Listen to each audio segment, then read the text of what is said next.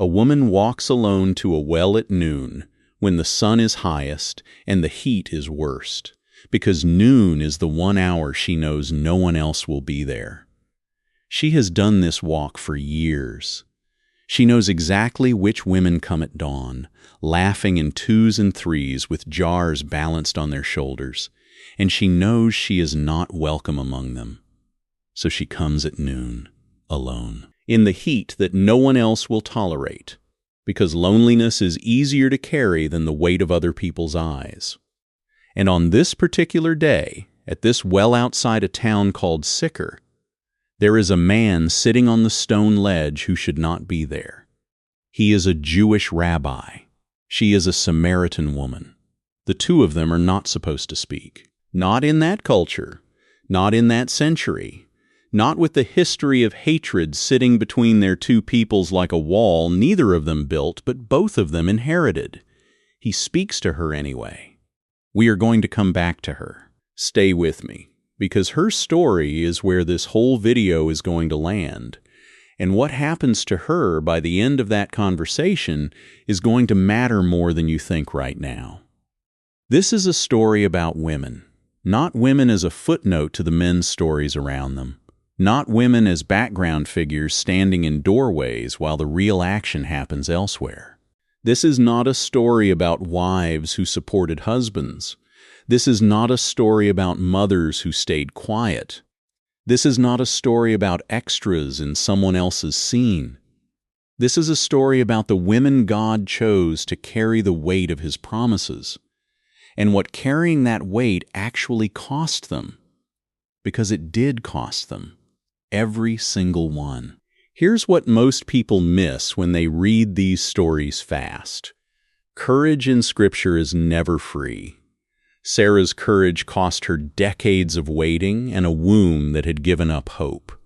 Rahab's courage cost her the safety of her entire city. Ruth's courage cost her a homeland. Hannah's courage cost her years of public humiliation. Esther's courage put a death sentence on her own neck. Mary, the mother of Jesus, paid with a sword through her own soul, watching. And Mary Magdalene, the woman who became the first person in history to see a resurrected God, paid with something you would not expect, her credibility. You are going to meet all of them. And by the end, you are going to understand something about faith that most sermons skip over. Sometimes God's greatest work in history runs through the people everyone else was ready to overlook. Let's start at the beginning. Literally. Sarah is 90 years old when 3 strangers show up at her husband's tent in the heat of the day. You have to understand what 90 meant to her by that point. Not just old age. Finished. Done. The promise God had made to her husband Abraham, that he would become the father of a great nation, had been sitting unfulfilled for 25 years. 25 years of watching that promise age alongside her own body. 25 years of neighbors who had grandchildren while she had none. 25 years of a hope that had gone from bright to dim to something closer to bitter. So when she hears one of the strangers tell Abraham that she will have a son within the year, she does something very human. She laughs. Not a laugh of joy, a laugh of exhaustion. The kind of laugh that comes out when hope has been disappointed so many times it can no longer take itself seriously. After I am worn out and my Lord is old, shall I have this pleasure? That is what she says to herself, inside the tent, where she thinks no one can hear her. Here's the part nobody tells you. The stranger hears her anyway. And he asks a question that has been echoing through every generation of doubt since, is anything too hard for the Lord? A year later, Sarah is nursing a baby boy. She names him Isaac, which means laughter. Because the laugh that started in bitterness ended in joy so complete she wanted his name to carry the whole story. God has brought me laughter, she says, and everyone who hears about this will laugh with me. You can imagine what that must have felt like. Not just relief, vindication. 25 years of silence answered. But Sarah's faith was never simple, and the Bible does not sand down her edges to make her a plaster saint. She had also made a devastating mistake years earlier, giving her servant Hagar to Abraham to bear a child in her place, trying to manufacture God's promise on her own timeline instead of waiting for his. That decision fractured her household for the rest of her life. Faith, even in the woman the New Testament later holds up as an example of trust, was not the absence of failure. It was staying in relationship with God through the failure. That's the pattern reset for this whole video, so hold on to it. None of the women you're about to meet are perfect. What makes them women of faith isn't the absence of fear or failure. It's what they did with the fear anyway. Move forward a few centuries, and you land in Jericho, a walled city about to fall. There is a woman there named Rahab, and her occupation is the kind of detail most retellings try to soften. She ran a house of prostitution built into the city wall. That is not incidental information. It is the whole point. When 2 Israelite spies slip into Jericho to scout the city before Joshua's army attacks, it is Rahab's house they end up hiding in. Not the home of a respected elder, not the home of a priest. The home of the woman the city had already written off. The king of Jericho finds out spies are in the city and sends soldiers to Rahab's door demanding she hand them over. Now pay attention to this, because this is the moment that decides everything. Rahab has already hidden the spies under stalks of flax on her roof. She could hand them over and stay safe with her own people, her city, her family. Her entire life is on one side of that decision. She lies to the soldiers, tells them the men already left, sends the soldiers on a chase in the wrong direction. And then she goes up to the roof and says something to the spies that reveals she has been thinking about this longer than one desperate afternoon. "I know that the Lord has given you this land," she tells them. "We have heard how the Lord dried up the water of the Red Sea for you. Our hearts melted in fear, and everyone's courage failed because of you. For the Lord your God is God in heaven above and on the earth below." A woman from a pagan city, in an occupation her own culture despised, had heard rumors of a God she had never met, and believed in him before most of Israel's own people had fully processed what they'd witnessed firsthand. She asks for one thing in return: not gold, not position, safety for her family when the city falls. The spies agree, tell her to hang a scarlet cord from her window as a signal, and gather her whole household inside her house when the attack comes. When Jericho's walls collapse, every house in that city falls with them. Every house except one. The one with the scarlet cord hanging from the window.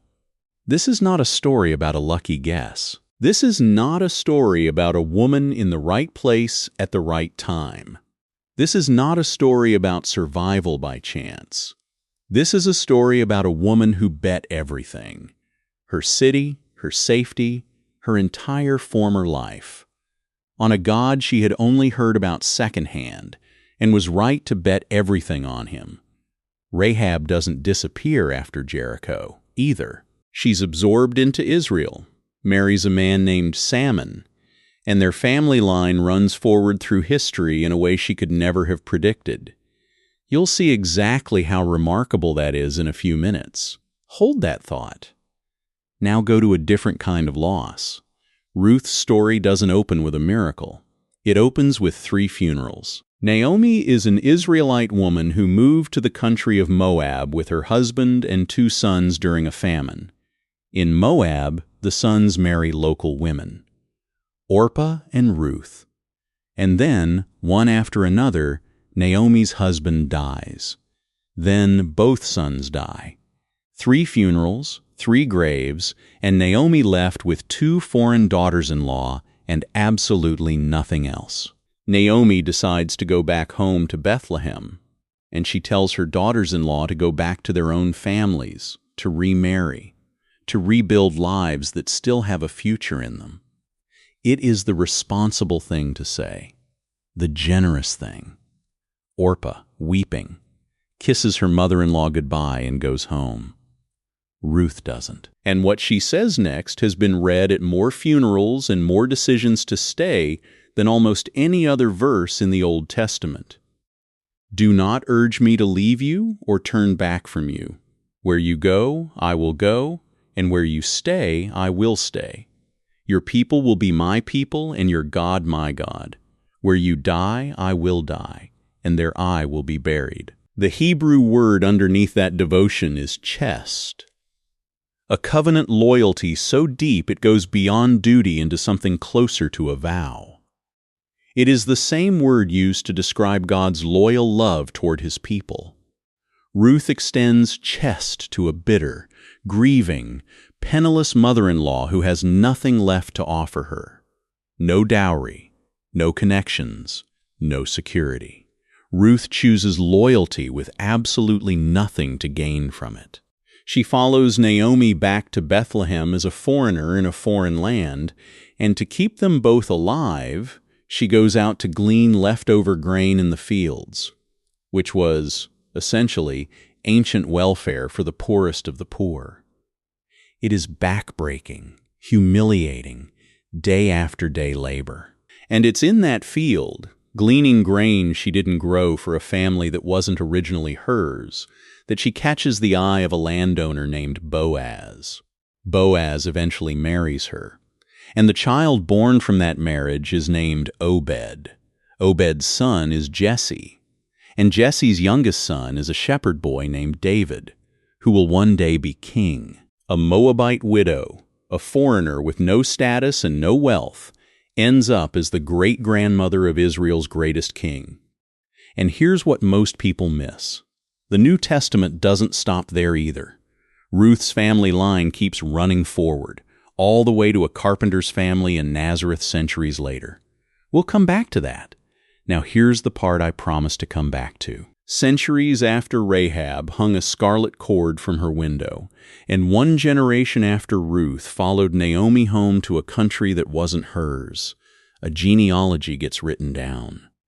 The opening chapter of the Gospel of Matthew, tracing the family line of Jesus back through King David. Genealogies in that culture almost never included women. It was considered unnecessary, even improper. To name mothers in a line meant to establish a man's legal and tribal identity through his father. Matthew names 5: Tamar, Rahab, Ruth, the wife of Uriah, Bathsheba, though Matthew pointedly doesn't even give her her own name in that verse, only her connection to the scandal surrounding her, and Mary. Rahab, the woman from a pagan city who ran a house of prostitution and bet everything on a god she'd only heard rumors of, is written into the bloodline of the Messiah. Ruth, the Moabite widow gleaning leftover grain in someone else's field, is written in one generation later, as Rahab's own daughter-in-law. 2 foreign women, 2 outsiders, 2 names the genealogy could have easily left out. And Matthew, writing for a Jewish audience who would have known exactly how unusual that was, put them in anyway. Here's what most people miss about that list. It isn't there by accident, and it isn't there despite what these women were. Every single name on it belongs to a woman with a complicated, even scandalous, story attached to her. And that is precisely the point Matthew is making before Jesus even shows up in the narrative. The Messiah's own family tree runs straight through the women the world was most ready to write off. Hold that pattern in your mind, because it is about to repeat one more time at the very end of this video, in a way that will bring everything full circle. Here's where the video pauses for a moment. If these stories are hitting you, if you're realizing there are entire women in Scripture you were never taught about in Sunday school, subscribe now, because we build a video like this every single week, and the next one might introduce you to someone you've never heard of at all. Let's keep going, because it gets more remarkable from here. Hannah's story is quieter than Rahab's and less dramatic than Ruth's, but it may be the most emotionally raw story in this entire video. Hannah is married to a man named Elkanah, who loves her deeply. The text is explicit about that. But Hannah cannot have children. In that culture, in that era, barrenness wasn't just personal grief. It was public shame. And Elkanah's other wife, Peninnah, who has children, makes sure Hannah feels that shame every single year at the family's trip to worship at Shiloh. The text says Peninnah provoked her till she wept and would not eat, year after year. The same humiliation, on repeat, at the one time of year that was supposed to be sacred. One year, Hannah goes to the temple alone, in her grief, and prays so silently, so desperately, that her lips are moving but no sound comes out. The priest Eli, watching from nearby, assumes she is drunk and rebukes her for it in the house of God. Picture that. A woman already carrying years of shame from her family, now being misjudged and shamed by the one person who was supposed to represent God's presence to her.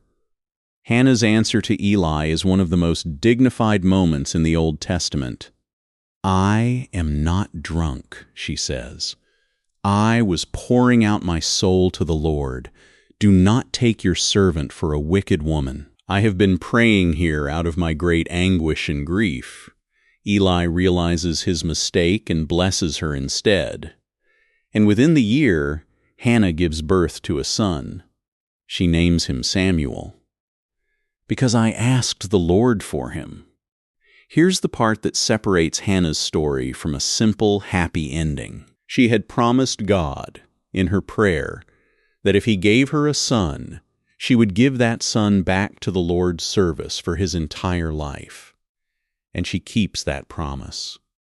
As soon as Samuel is weaned, likely around age 3, Hannah brings him to the temple and leaves him there, in Eli's care, to grow up serving God instead of growing up in her own home. Think about what that actually meant. Years of longing for a child. Years of public shame for not having one. And the moment she finally holds the son she prayed for, she gives him away. Not out of rejection, but out of a promise kept at the cost of her own daily presence in his life. Samuel becomes one of the most important prophets in Israel's history. He anoints both of Israel's first 2 kings, Saul and David. None of that happens without a woman who kept a vow that cost her everything she had just received. Now the stakes climb from personal grief to national survival.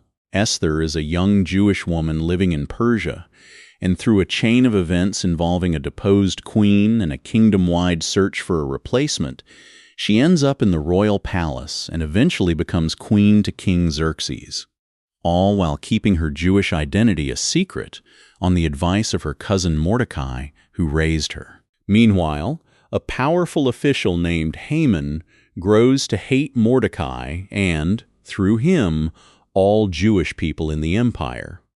Haman convinces the king to issue a decree. On a specific date, every Jewish man, woman, and child in the empire is to be killed. Mordecai sends word to Esther that she has to go to the king and beg for her people's lives. But there's a problem, and it's a life-or-death problem. Under Persian law, anyone who approaches the king without being summoned, even the queen, can be executed on the spot unless the king extends his golden scepter as mercy. And Esther hasn't been summoned in 30 days. Mordecai's response to her hesitation is one of the sharpest lines in the entire Old Testament. "Who knows but that you have come to your royal position for such a time as this?" Esther could stay silent. She could hide behind the safety of the palace and the secret of her identity and let the decree play out. Instead, she asks the Jewish community to fast for 3 days alongside her, And then she says the 6 words that seal her decision. "If I perish, I perish." She walks into the throne room uninvited. The king extends the scepter.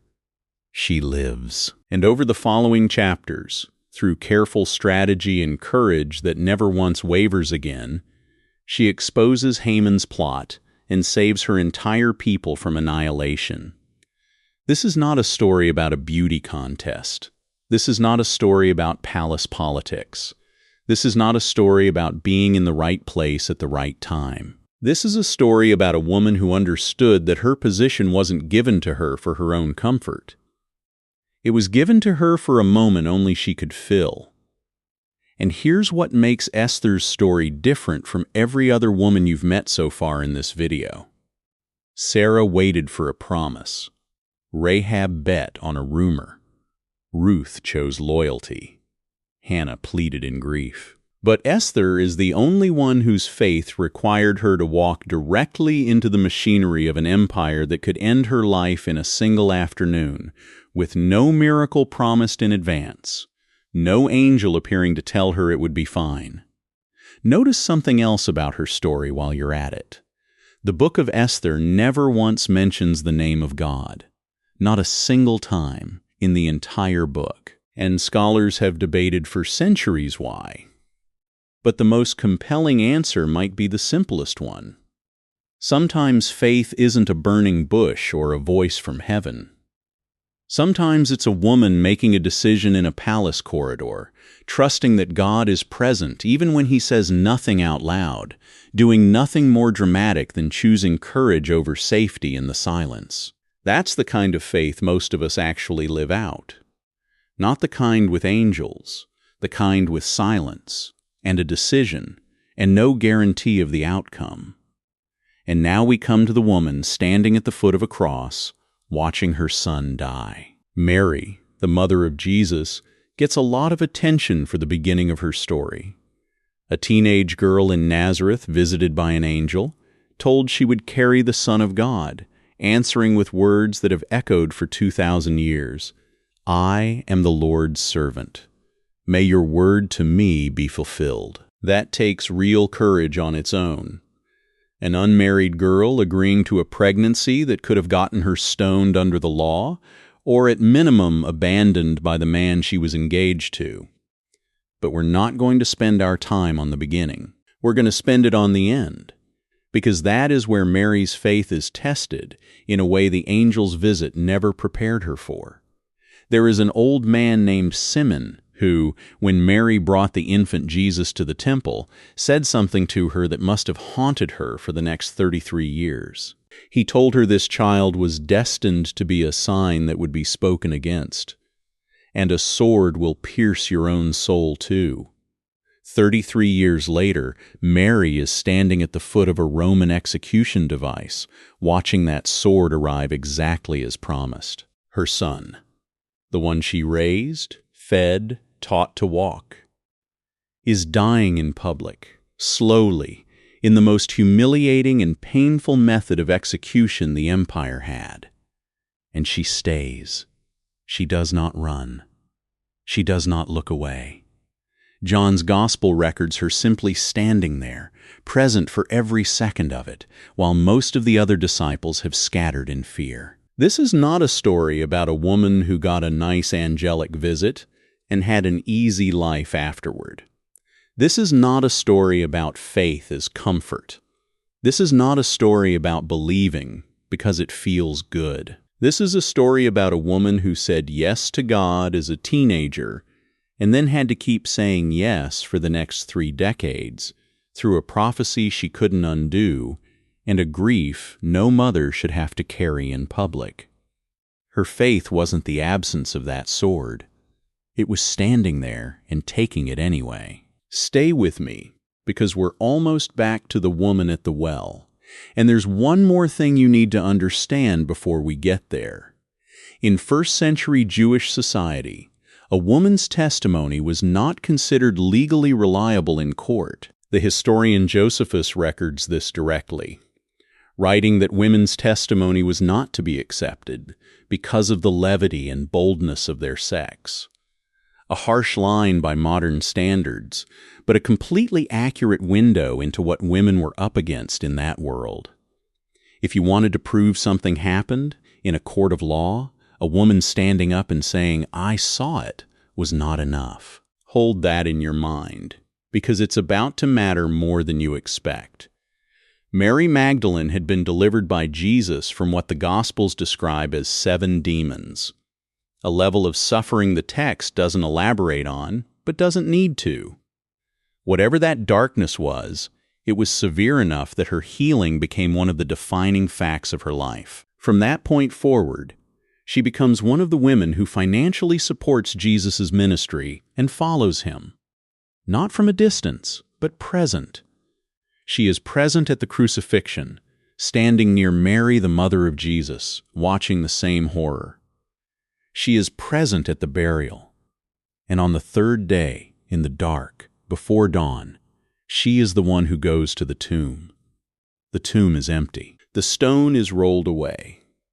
And in the garden outside, she meets a man she assumes is the gardener, until he says her name. One word. Mary. And in that single word, she recognizes the voice of a man she watched die 2 days earlier. The Greek word for what she felt in the moments before that recognition, and in the endurance of everything leading up to it, is hupomone. Not passive waiting, but active perseverance under pressure, staying present through suffering without giving up. That's the word underneath her entire arc. From demon-possessed woman to the one still standing at the tomb when even the male disciples had gone home. Jesus gives her one instruction: go and tell the others. Think about the weight of that instruction, given everything you now know. In a culture where a woman's testimony wasn't considered legally valid, the resurrected Son of God chooses a woman as the very first witness, and commissions her to go testify to the men, not despite the cultural bias against her credibility. In spite of it, and without apology for it, Mary Magdalene runs to the disciples and says the words the entire Christian faith has been built on ever since. I have seen the Lord. That is the cost her faith demanded. Not her life, like Esther risked. Not her homeland, like Ruth gave up.